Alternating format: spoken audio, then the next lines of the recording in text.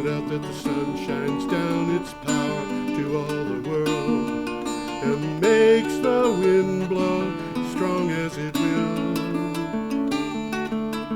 I wonder how gentle rains can fall upon the land, so lovely earth can stay lovely still. Hello, ladies and gentlemen. Welcome to the 567th edition of Energy Week with George Harvey and the astonishing Tom Fennell. Tom, you there? In the flesh? He's in the flesh. In the studio. Not in the studio.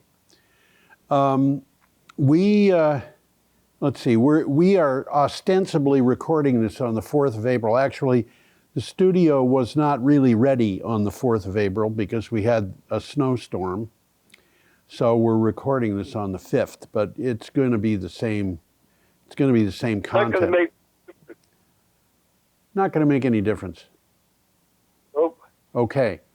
So the material that we're talking about here is all from the news from the week of the 28th of March up to the 3rd of April.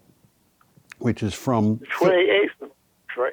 That's right. Thursday, the 28th of March, up to Wednesday, the 3rd of April.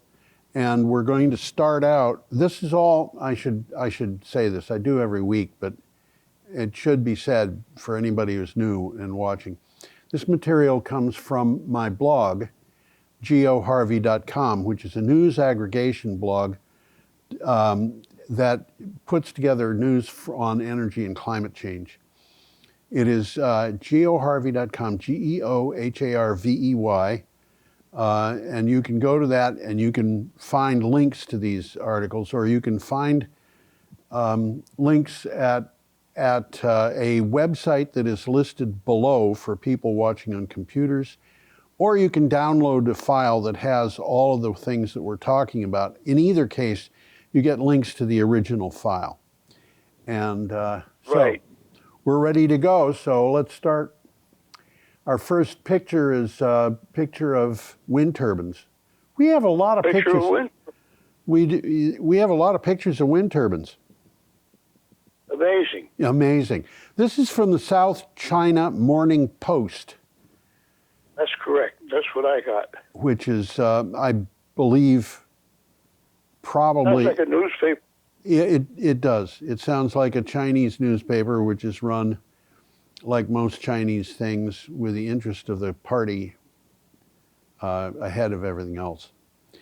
So, what do you have for... You there? Go ahead, Tom. Let's see what it says. Let's do that. What do you have for title? Historic breakthrough, China's installed wind turbine cost drops to 1/5 of the U.S. in a green energy race. Okay. I'm going to read the synopsis and then we can comment on this because it deserves comment. Wind power is soaring ahead in China with the installation price of turbines dropping nearly 45% thanks to economies of scale and technological advancements according to the government tendered documents. And that trend is going to continue. Yeah, but do you really think that it's a fifth of the cost of what wind turbines cost in the United States? This sounds like it's an ad. Yeah, I hear what you're saying. Yeah. I mean, if you think about it, a large wind turbine... Installed cost. It's the installed wind cost you're talking about. And the installed wind turbine. Yeah. So if you don't pay... Right. If you don't pay people to put them up, it's cheap. Maybe that's it. Yep. Yeah. Yep. You want to say anything more about that, Tom? I think we've covered it. Okay. Now, we're going to go to a picture that is kind of weird here. You recognize That's Ready Kilowatt. That's Ready Kilowatt. And I wonder how many... Sometimes Freddie Kilowatt. What's that? He's sometimes known as Freddie Kilowatt. Freddie Kilowatt. I had never heard that before. But I do remember this guy. He was everywhere when I was a kid. And Oh, yeah. I don't know when he disappeared or why, but he did. And this picture Well, is... Spiller Station is in New Hampshire. Right. And this picture is actually a picture of a handout book for guests to the station. And why he's standing there with a flask full of mercury over a fire, I cannot possibly imagine. It doesn't make any sense. It looks like he's pumping mercury fumes into the station. I don't know. How do you know that's mercury? It says mercury right on it, on the side of the flask. Oh, it does? Yeah. I can't see that. I just can't see that. Okay. Well, this is from The Hill, and you probably have a title for this too. I do. Last coal plants in New England to close, renewables to take their place. Yeah, the last coal producers in New England will shutter their doors. Now, this is when they say coal producers here, they're talking about coal burning power plants. Will shutter their doors permanently under an agreement reached with the environmental groups and the EPA. The two plants in New Hampshire, Schiller and Merrimack, will voluntarily close down in 2025 and 2028, respectively. Now, that plant that we're looking at there is Schiller, and Schiller has not been run for several years now. Schiller, oh, is that? Oh. Yeah, it hasn't been running. So, the 2025 shutdown is not really, technically it could be opened up between now and 2025. But so it's a shutdown of a plant that's already shut down. Basically, that's correct. The Merrimack plant is still burning coal and will do so for the foreseeable future. What's going to happen at these plants, both of them, and this is something that's been in the news today and yesterday, they have the owner of the plants, and the owner is called Granite Shore. I don't remember perfectly. It's Granite Shore, I think. They're planning on installing solar panels and big batteries at the plant site, so they won't be wasting the transmission lines for connection. Right, the connections are going to remain. The connections are going to be remain, and the batteries are probably going to be huge in terms of their capacity. Yeah, I would think. Because the transmission lines will hold them. Okay, we should go on. Our next picture, this is a picture of polar ice in Iceland, and the article comes from CNN. And what do you have for a title? I quote, polar ice is melting. Yeah. It's changing Earth's rotation, and it's messing with time itself. Yeah, this is wow. Kind of perplexing. One day in the next couple of years, everyone in the world will lose a second of their time.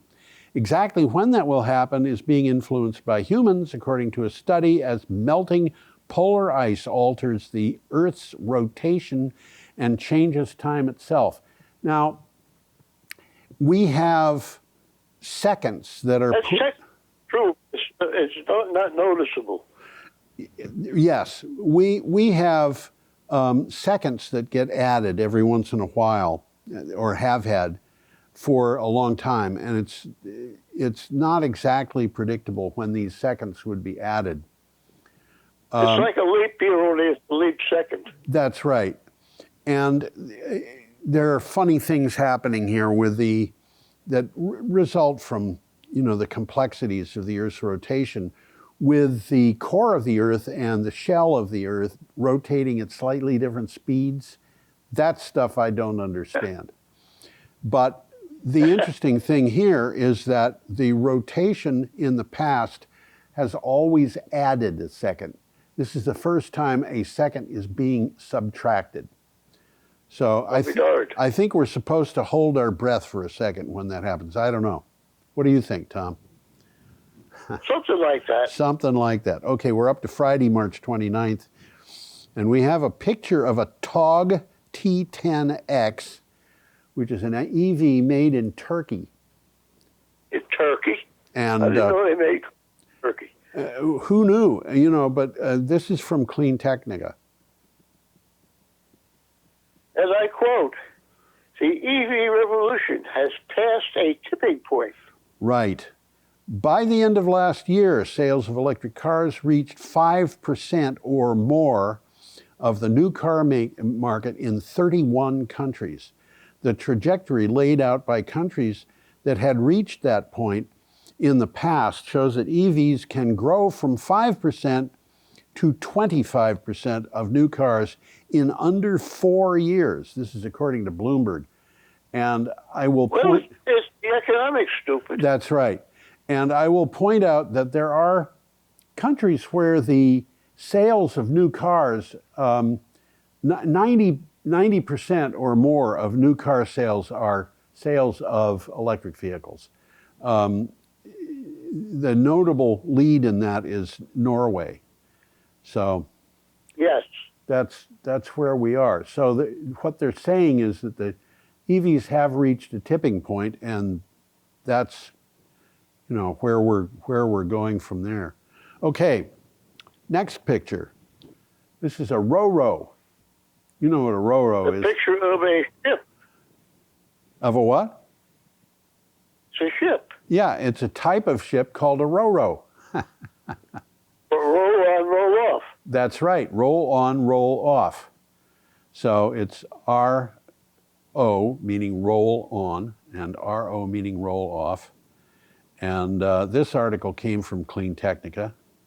That particular ship... The article picture is BYD's, which is a Chinese company called Build Your Dreams. Yes. And it's the first cargo ship. That's right. And I think what we're looking at there is actually the ship's stern. But I'm not 100% sure on that. The bridge would be up over the bow if that's the case. You're right. I think you're correct. Yeah. The bridge on these cargo ships is usually toward the stern. In this case, it would be toward the bow, but, you know, I could be wrong. Anyway, this, as I said, is from Clean Technica. What do you have for title? China files a WTO complaint over U.S. EV incentives. That's the World Trade Organization. That's right. From the time President Biden signed the Inflation Reduction Act, it was inevitable. The Chinese empire struck back by initiating dispute settlement proceedings against the United States at the World Trade Organization to safeguard its interests in the EV industry, the Chinese mission said. Now, I got to tell you, I find this kind of infuriating because How so? Well, the Chinese have been subsidizing things, including probably electric vehicles, but certainly including solar panels and things like that. They've been subsidizing these things for years, and the United States has had to do its part. This whole Inflation Reduction Act was based in part on the fact that we had to. China had been doing unfair trade practices, and American factories had closed as a result. So, you know, I have a certain amount of respect for the Chinese as a people. I don't know about the current leadership in China. I don't know about the Chinese Communist Party, but I have some respect for the people. And I don't think anybody knows, and that includes them. Yeah, the Chinese don't know what's going on in China, and I think that's a really good point. Okay, should we go on, Tom, or is there more for you to say? That's it. Okay. We have a picture now of Governor Josh Shapiro of Pennsylvania. He's a Democrat, by the way. And this is from a publication called Bay Journal. And it says cutting costs, calculating jobs. I guess that's what Where are it says. you? Huh? Where are you? I'm reading from... Hello? Hello? You all right? I'm reading. You missing me or something? No, I'm looking at a picture of Governor Shapiro. Okay, and what's the title under that? Cutting costs, creating jobs. I don't see it. What the title that I see is Governor Proposes Alternative Plan for Reducing Carbon Emissions. Oh, yeah. Cutting costs and cutting jobs is from the picture. Ah, okay. Oh, yes, of course. It's on the podium. Okay. Should I just... The title says, Governor proposes alternative plan for reducing carbon emissions. Right. Pennsylvania Governor Josh Shapiro has proposed a plan aimed at reducing power plant carbon emissions while requiring more electricity to come from renewable sources. Pennsylvania would become the first state to adopt its own carbon pricing program if the plan passes into law. So that's where we are with that. So we got to wait and see what happens. We do. We're up to Saturday, March 30th, and we have a picture of more wind turbines. More wind turbines. I was wondering what those funny-looking things were. Well, you know, if you ever wonder whether a funny-looking thing is, ask if it's wind turbines, just in your mind. It might be. It might be donuts. I don't know. They don't look a lot alike. I think you can tell the difference. This is from Electric, E-L-E-C-T-R-E-K, which is not Star Trek, it's Electrek. What do you have for a title for and this? It says, and I quote, U.S. renewables, apostrophe, installed generating capacity beats coal. Right. And I'll read the synopsis. Coal capacity additions hit the ground running in 2024, pushing renewables installed generating capacity past coal. U.S. Government Energy Regulatory Commission, Federal Energy Regulatory Commission data shows. Federal Energy Regulatory Commission is what they call FERC. Solar accounted for 2,527 megawatts of new installed capacity in January of this year. That's just the 1 month. And that is 80... That's 2.5 gigawatts. 2.5 gigawatts in 1 month installed. And wow. That was 87.3% of the total. Generating with coal, we've already talked about the fact that these plants in New England were closing down, and they're closing down elsewhere too. This is something that's just happening. New England, by the way, is going to be the second area to have no coal plants. The first area was the Pacific Northwest. And you know, I think they closed all of the coal plants in Washington, Oregon, and Idaho. So that's where they are with that. Okay, should we go on, or do you have more to say about this? We'll move on. Okay. Got a nice picture of curbside EV charging. Yeah.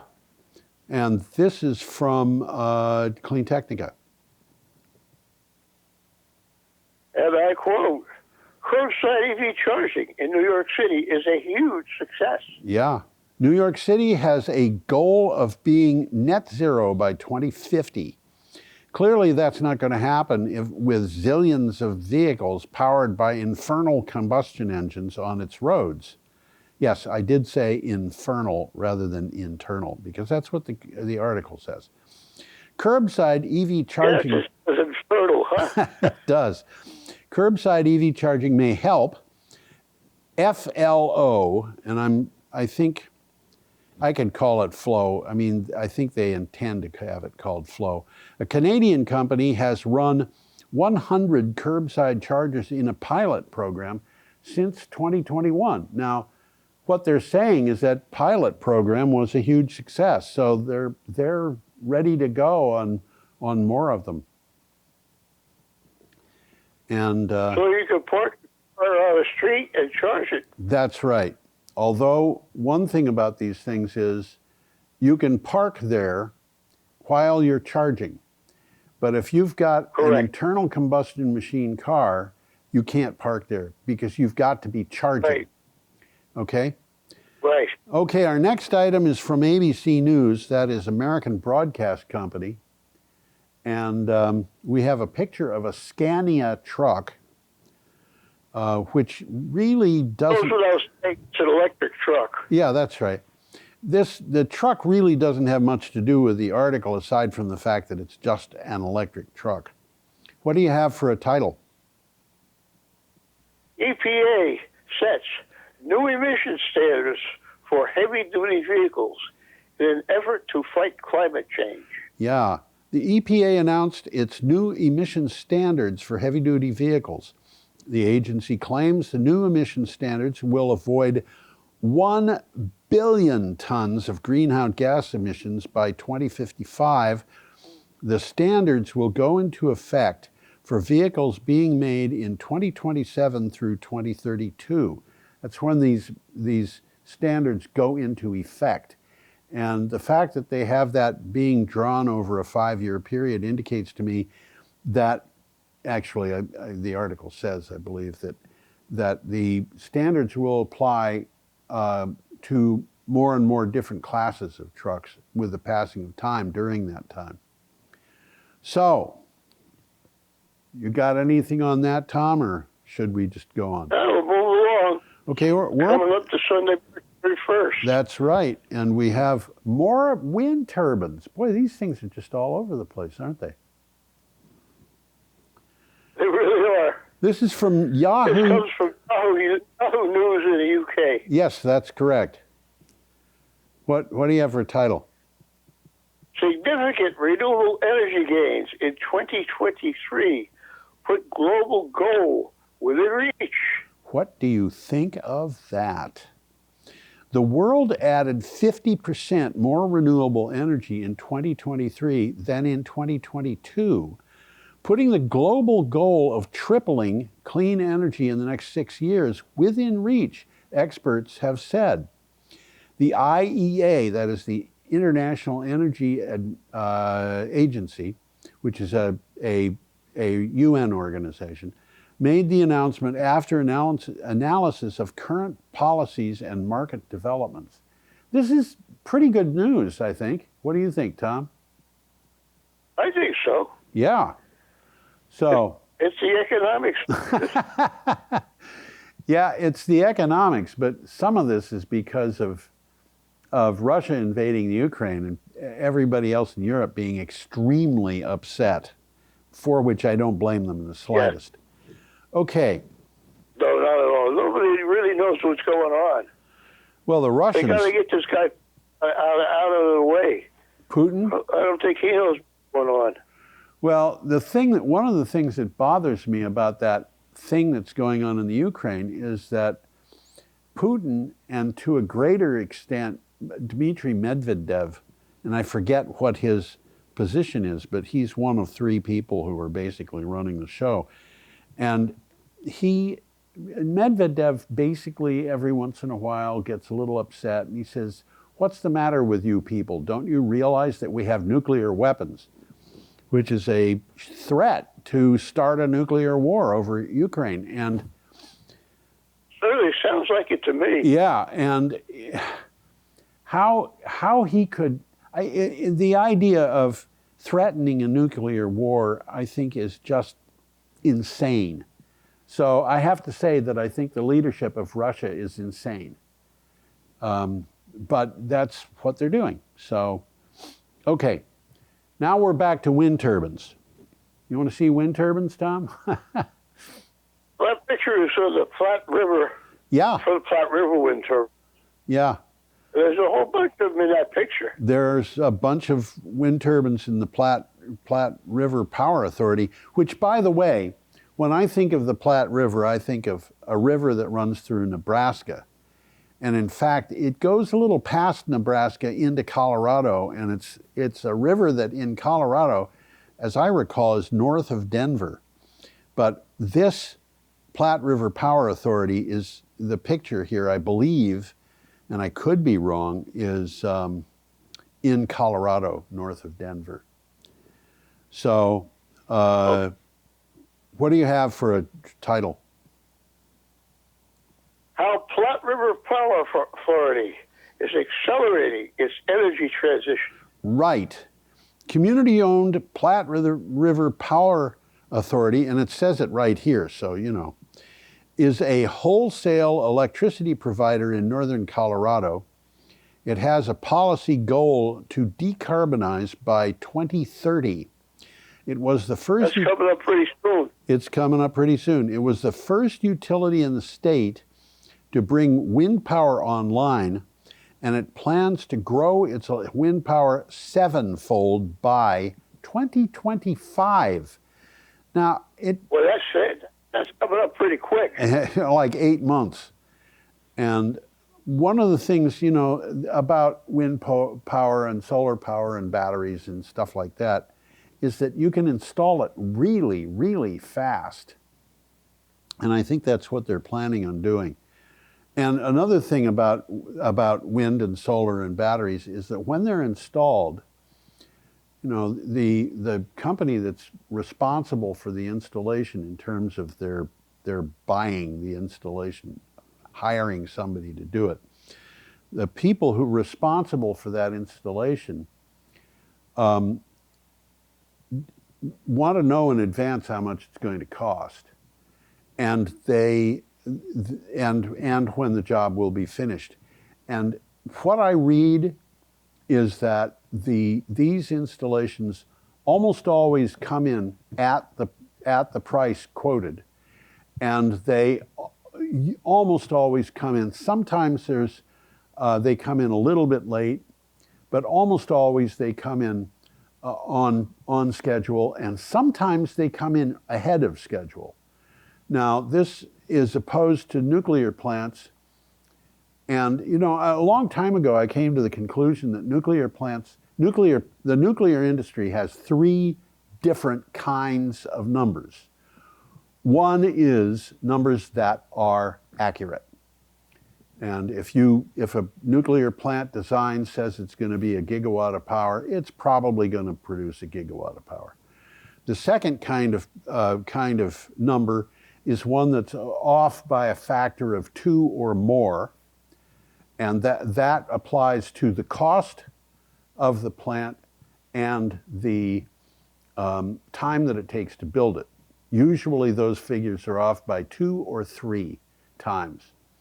And the third time... It seems to take longer to build than they propose. Oh, very much more. And the worst of that is that they can come in years behind schedule, billions of dollars ahead of costs, and nobody will shut the project down because they've invested too much in it. And I was just going to say they got too much invested in it. And who is it that pays for that extra cost? The people who buy the electricity, of course. Yeah.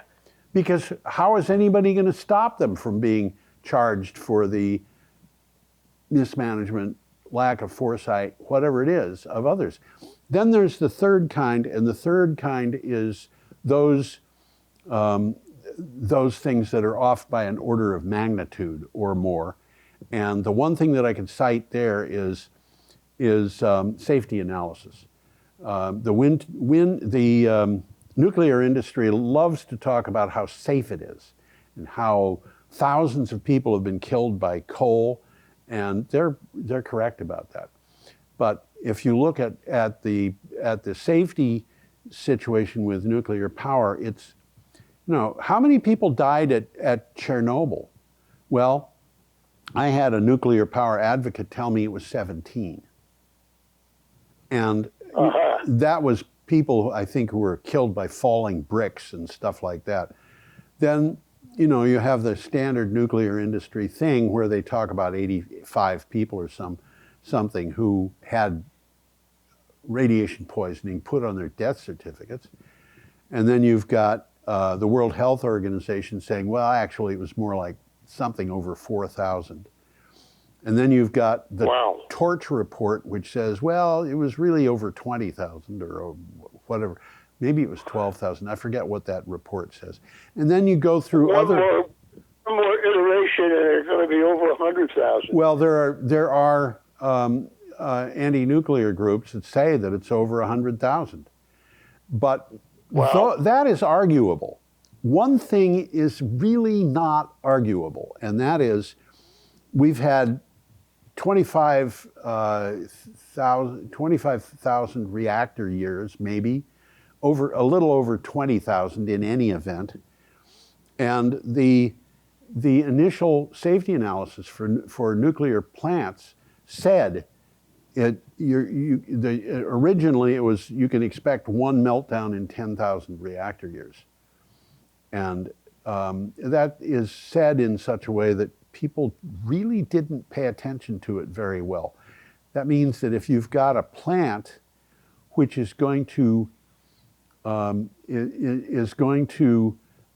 in existence for 40 years, and you are projecting one meltdown in 10,000 reactor years, well, you've got the chance of that plant melting down in its lifetime is not 1 in 10,000, it's 1 in 10,000 over 40.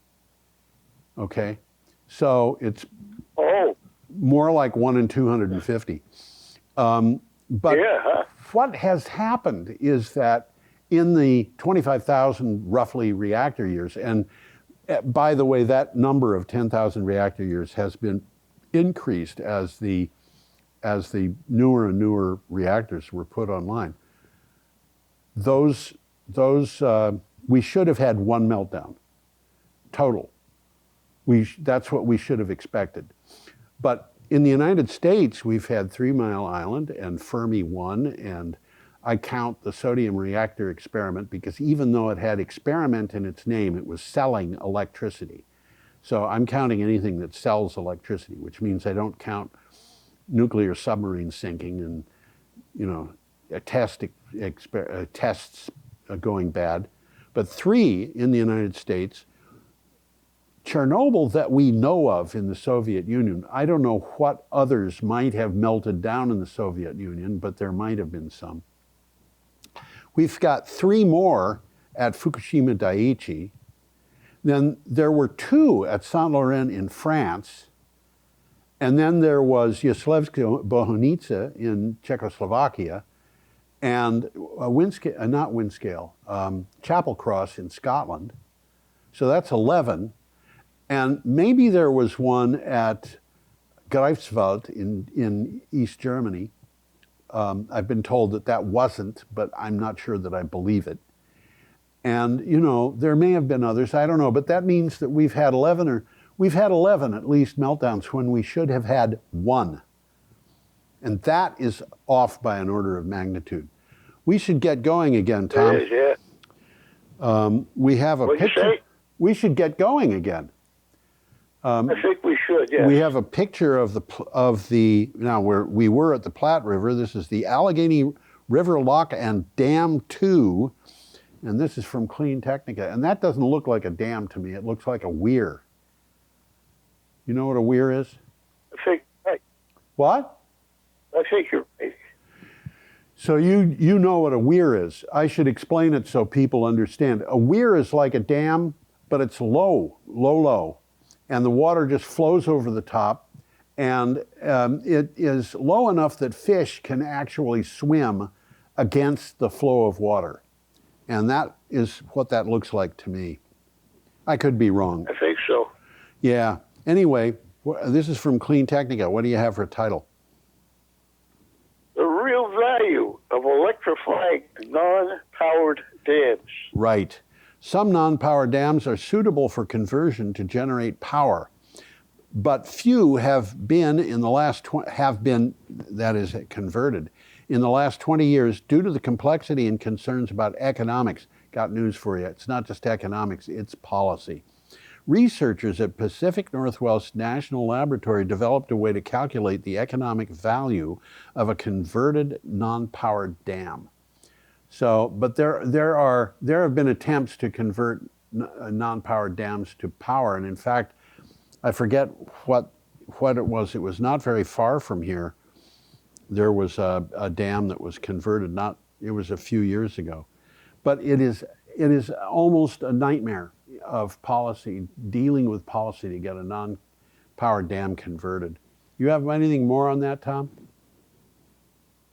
Not much. Okay. We can move on. We have a picture of two whales. We're up to Monday, April 1st. This is not an April Fool's joke. Yeah. This is from Clean Technica. What do you have for title? Smart sighting of offshore wind projects. I'll start over again.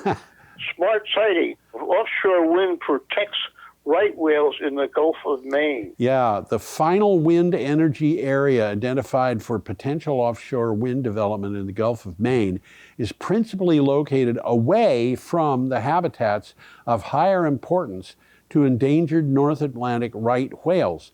Smart sighting will help the industry advance responsibly. I saw 3 whales once. Have you ever seen whales, Tom?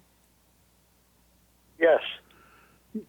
I saw 3 whales in... Not as close as, what's that?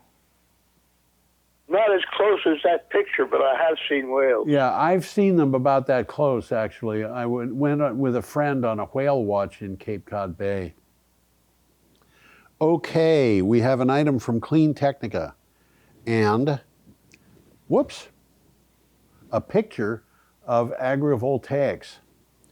What do you have for a title? Hey, agrivoltaics makes sense. Yep. I'll say what it says. Yeah. Farmers in Germany ready to embrace agrivoltaics. Well, that makes a lot of sense. It does indeed. In Germany, researchers... You got 2 streams of income coming in. Absolutely. In Germany, researchers associated with the world-renowned Fraunhofer ISE, that's the Fraunhofer Institute, published a study designed to shed light on what factors make agrivoltaics, the practice of combining solar panels with farming, attractive to those who are actually engaged in farming. And properly designed, that's easy to do. What's that? Properly designed, that's very easy to do. Yeah, absolutely. The farmer has an extra source of income. And I should mention, by the way, that when particularly in a place like Vermont, when you start talking about solar panels being put up, somebody is going to come along and say, wait a minute, they have arsenic and cadmium and so forth in them. Well, it is true that some solar panels have arsenic and cadmium in them. It is not true that they're likely to be used in Vermont because those, as I understand it, those panels are really designed to operate in areas where the daytime high temperatures are over 100 degrees fairly frequently. So, but certainly it's kind of disinformation, isn't it? It is. It's very easy to check, before you buy panels and say, what's in those panels? I want to make sure that they're not going to, leach out horrible things into my field. Right. So, and by the way, if you want to think about farm fields and what they can have in them and people don't complain about, the corn, conventional corn, and certainly this is not true of corn that's grown in Vermont very much as it is in other parts of the United States.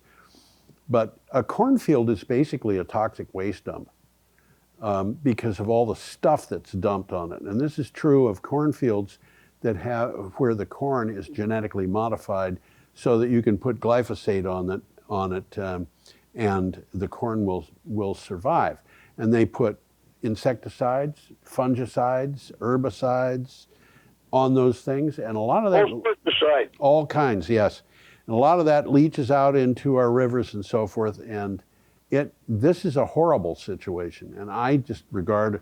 And, I grew up in Illinois to a large extent. A lot of my childhood, 6 or 7 or 8 years, was in Illinois and within walking distance of cornfields. I am accustomed to thinking about cornfields as being around, and boy, I wouldn't want to live near the fields that I did. But of course, they aren't there anymore because they've been developed for housing. Expensive housing. Okay, we have a picture of the Grand Tetons in another article from Clean Technica. Tesla seems to be focusing on national park access with its supercharger network. Right. Jennifer Sensiba wrote this, and so when I read "I" here, I'm talking about a quote from what she said. In two other recent articles, I spotted some upcoming Tesla supercharger stations that will greatly improve access to national parks. Now, after seeing a third, a fourth, a fifth, and a sixth, I see a pattern in Tesla's behavior. So apparently, the parks were not really well served for charging electric cars, and Tesla is doing something about that. So, okay, should we go on? Yes, it's. I knew you were going to say that. We're up to Tuesday, April 2nd. We have an article from Clean Technica and a picture of a bee landing on lavender. I see a bee. Yeah, that's right. Let me put that picture up so people can see it. There we go. So, what do you have for title? Imminent insect demise means global food web is on the verge of collapse. Right. That's not good news. That's not good news. No, that is not good news. Buried in the late Friday afternoon news cycle, the most recent annual assessment from the World Entomology Body on health of insects indicates that the loss of whole insect communities is imminent. This would have disastrous effects for the global food web. Now, you know, I think it would. Oh, yeah, horrible. And people ask, how can an increase of 2 degrees Celsius cause as much problem as you're talking about? How can the loss of a few insects, honeybees, mean a problem? Well, those honeybees are pollinating the food crops that you are dependent on in many cases. Some food crops not, but in many cases they are. And the 2 degrees Celsius means you have powerful hurricanes.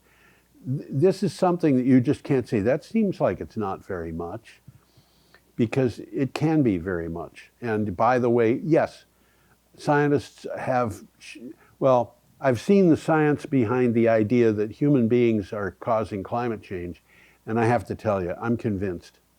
I'm not going to talk about it right now, but I am convinced.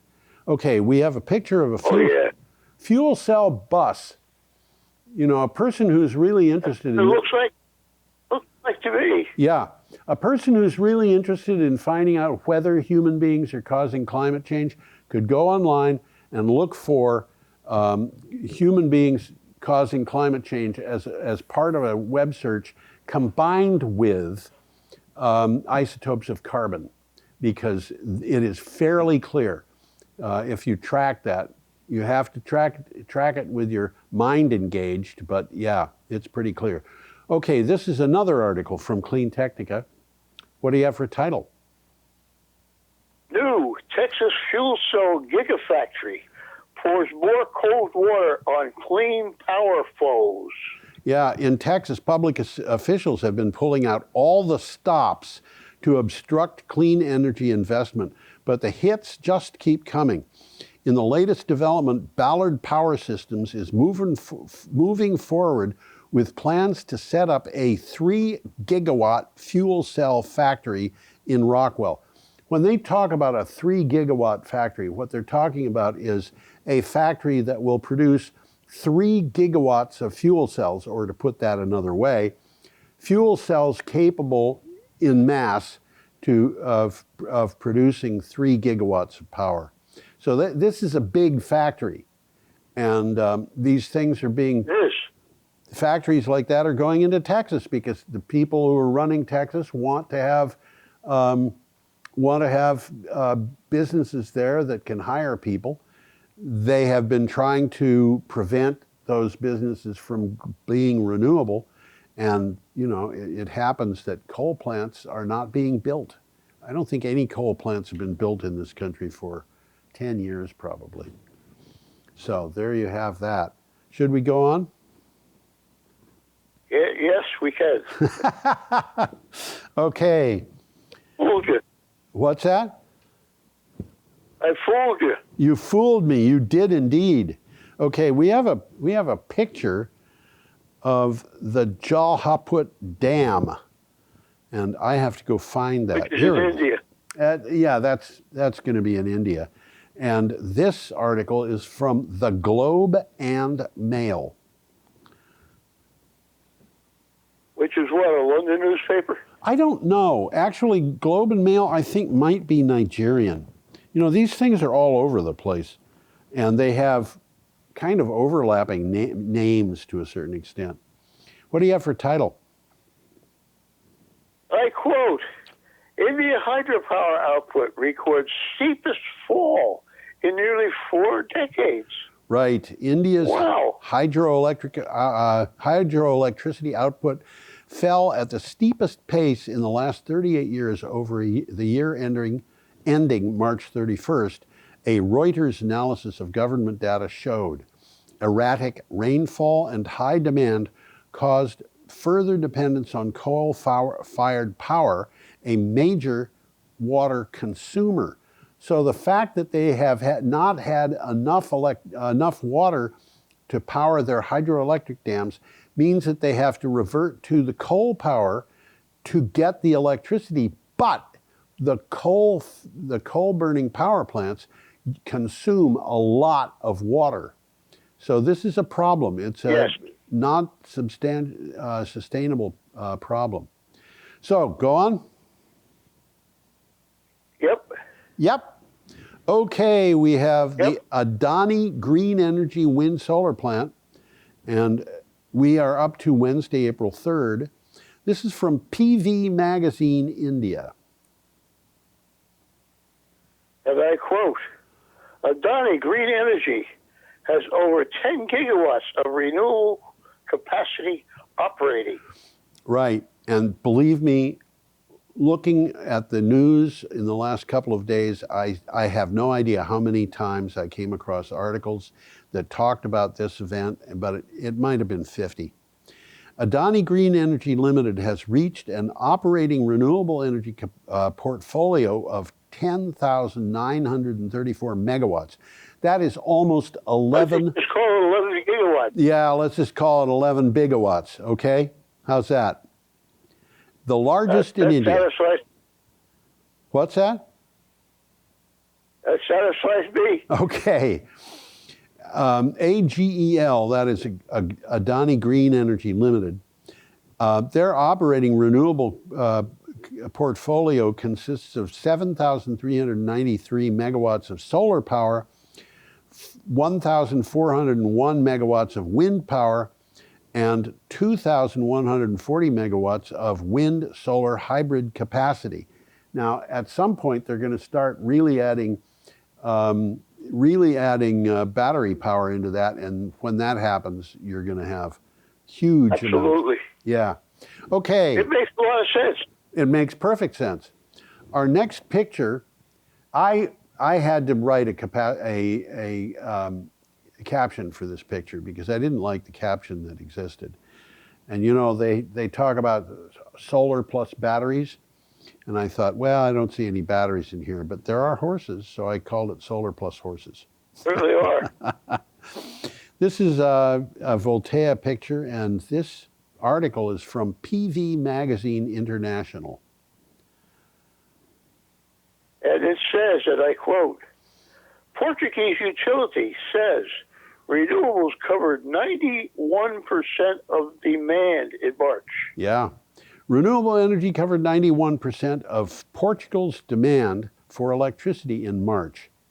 According to data from the grid operator, that's the grid operator in Portugal, hydropower provided 47%, followed by wind at 31%, solar at 6%, and biomass at 5%. Natural gas plants, isn't it? Natural gas plants generated the remaining share. So 9% of all of the power came from natural gas, which is, that's 50% more than solar. Solar had 6%, natural gas had 9%. But, wind and hydropower were way out ahead of everybody. And Portugal has got a lot of renewable capacity coming online. And the result of that is that, we're going to be seeing Portugal going for more and more, longer and longer times of using no fossil fuels at all. So we're up to our last. If you don't have to pay for fuel, it puts a different light on the picture. Yeah, it does. Okay, our last item is from Renews.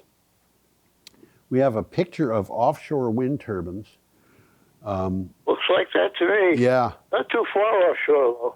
Very close to shore, and that second turbine from the right, just to the left of it, there's a white thing down near the horizon, and I wouldn't be surprised if that was a lighthouse.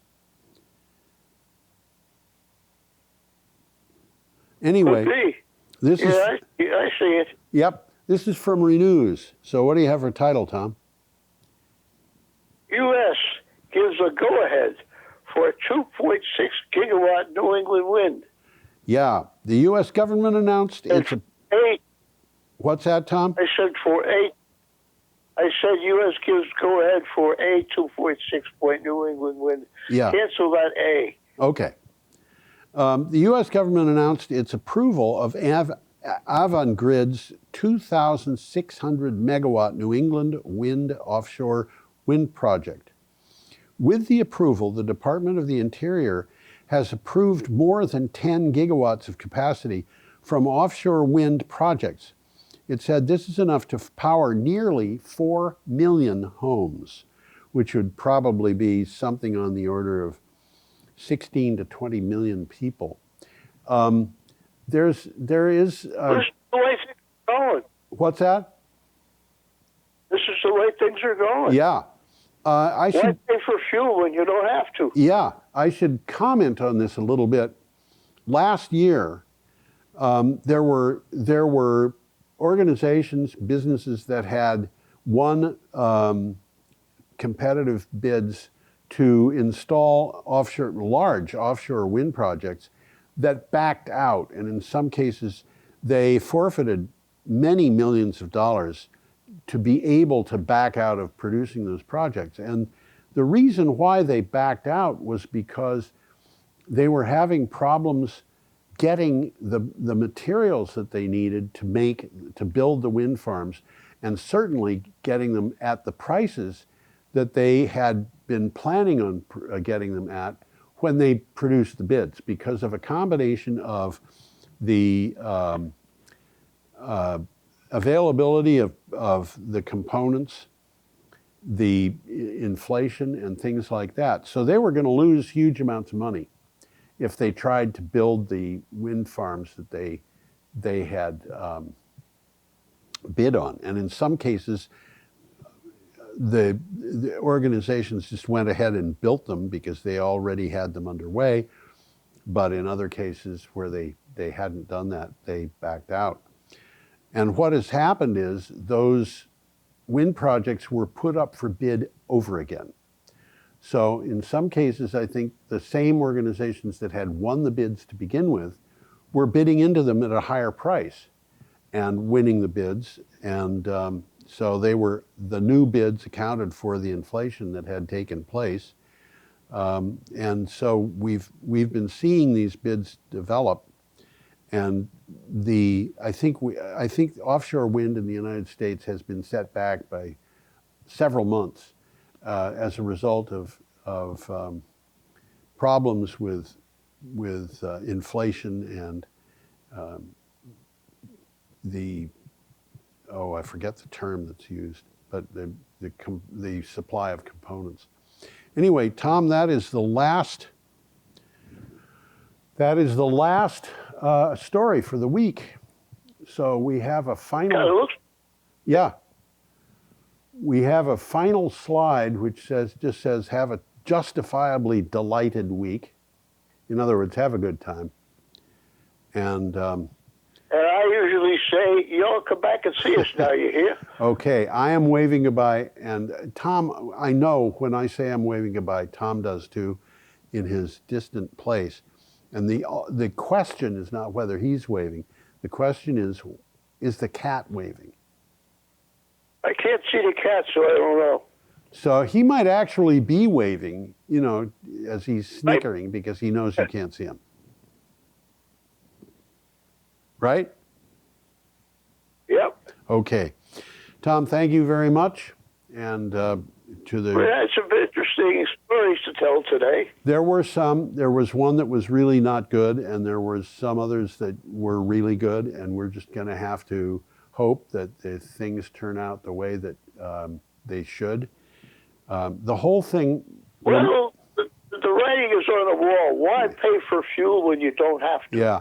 But the situation that we get into, if you want to get gloomy about it, I'm reminded of a friend who went into the Army security agency of some type, and he told me that he had to take a test, and the test had a bunch of different things, but one of the things that it had in it was, what do you do if you're thrown onto a desert island?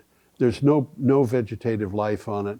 There's no fish in the sea. There's no water. What do you do? And Die. No, that's not the correct answer. The correct answer, according to my friend, that was accepted by the Army was pray. So, you know, that's where I think we have to go if things do get bad, but hopefully we can prevent that from happening before it does. Okay, Tom, thank you very much. Thank you. Say hello to your cat for me. I will do that. Okie doke. What's your cat's name? I've forgotten. Mittens. Mittens. I had a cat that was named Cat once. You remember breakfast? Well, Mittens has 3 mittens and a boot. You remember? Did you ever see Breakfast at Tiffany's?